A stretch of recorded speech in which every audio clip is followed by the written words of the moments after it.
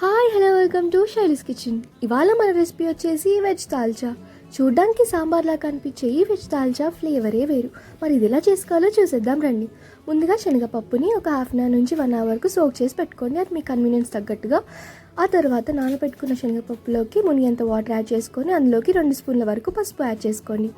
చూపిస్తున్న మసాలా దినుసులన్నీ రెడీ పెట్టుకోండి. దెన్ ఆ పప్పులోకి ఈ మసాలా దినుసులన్నీ కూడా యాడ్ చేసేసుకొని ఒకసారి బాగా మిక్స్ చేసేసుకోండి.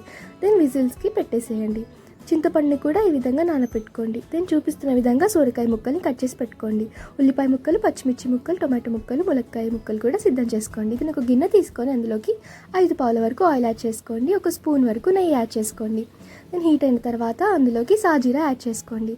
దెన్ 3 స్పూన్ల వరకు పోపు దినుసులు యాడ్ చేసుకోండి. 4 లవంగాల వరకు యాడ్ చేసుకొని ఇలా కట్ చేసి పెట్టుకుని ఉల్లిపాయ ముక్కలు, పచ్చిమిర్చి ముక్కలు యాడ్ చేసుకొని మిక్స్ చేసుకోండి. అందులో కరివేపాకు కూడా యాడ్ చేసుకొని మిక్స్ చేసుకోండి. దెన్ ఒక ఫుల్ స్పూన్ అల్లం వెల్లుల్లి పేస్ట్ కూడా యాడ్ చేసుకొని ఒకసారి బాగా మిక్స్ చేసుకోండి. సో ఈ విధంగా మిక్స్ చేసుకున్న తర్వాత 1 స్పూన్ వరకు పసుపు యాడ్ చేసుకోండి. పసుపు కూడా యాడ్ చేసిన తర్వాత ఒకసారి బాగా మిక్స్ చేసేసుకోండి. దెన్ అందులోకి కట్ చేసి పెట్టుకున్న సోరకాయ ముక్కలు కూడా యాడ్ చేసేసుకోండి. అండ్ టమాటో ముక్కలు, ములక్కాయ ముక్కలు కూడా యాడ్ చేసుకొని ఒకసారి బాగా మిక్స్ చేసేసుకోండి. దెన్ అందులోకి 2 స్పూన్ల వరకు కారం యాడ్ చేసుకోండి. ఆ తర్వాత అందులోకి 4 స్పూన్ల వరకు ఉప్పు యాడ్ చేసుకోండి. ఉప్పు అనేది కాస్తగా ఎక్కువనే వేసుకోండి. ముక్కలకు పట్టుకుని టేస్ట్ చాలా బాగుంటుంది. సో ఈ విధంగా యాడ్ చేసుకున్న తర్వాత ఒకసారి బాగా మిక్స్ చేసేసుకోండి. చూసారు కదా, ఈ విధంగా మిక్స్ చేసుకున్న తర్వాత అందులోకి చింతపులుసు కూడా యాడ్ చేసేసుకోండి.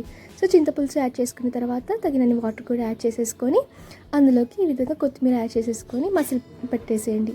సో ఈ విధంగా మూతని క్లోజ్ చేసుకోండి. కొంచెం ఓపెన్లో పెట్టేసేయండి. సో ఈ విధంగా మసిలి పెట్టుకోండి.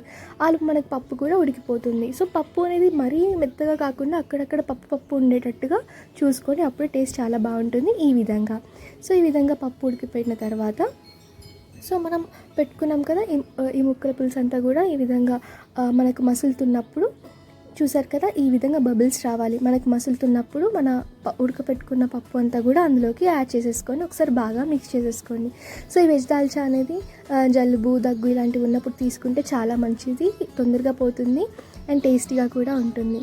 సో చూసారు కదా, ఈ విధంగా మిక్స్ చేసేసుకోండి. సో ఈ విధంగా మనకి ఇలా నురుగ వచ్చి అదంతా తొలిగిపోతూ ఇలా బబుల్స్ వస్తున్నప్పుడు మన దాల్చా రెడీ అయిపోయినట్టే. అంతే అండి, మన వెజ్ దాల్చా రెడీ అయిపోయినట్టే.